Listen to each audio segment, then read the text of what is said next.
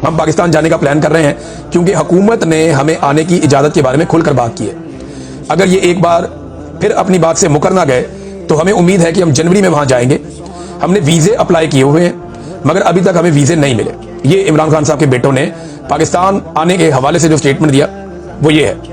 अच्छा, एक और जो इमरान खान साहब के बेटे उन्होंने एक और बात की। उन्होंने कहा जी मुझे याद है कि मैंने एकदम ट्विटर पर देखा कि अचानक से पता चला कि इमरान खान साहब की वफात हो गई, तो ये बहुत खौफनाक था। हम यहाँ बहुत बेबस हो गए थे। खबरें चलाने वालों को आइडिया नहीं होता कि फैमिली के ऊपर क्या गुजरता है। मैं जब जबरी तौर पे लापता था तो खबरें चल गई कि इमरान रियाज मारा गया। मेरी फैमिली ने मुझे बाद में बताया कि हमारे ऊपर क़यामत ही गुजर गई थी और ये इंटरनेशनल मीडिया पे भी खबरें चल गई थी। इमरान खान की मौत के हवाले से इंडियन और अफगान मीडिया ने खबरें चलाई थी। ये बड़ा अफसोसनाक काम उन्होंने किया था और इसका प्रोपेगेंडा पाकिस्तान में बहुत किया गया। बड़ा अनफॉर्चुनेट है। तो उनकी फैमिली के ऊपर बहुत बुरा गुजरा, बड़ी तकलीफ हुई उन्हें।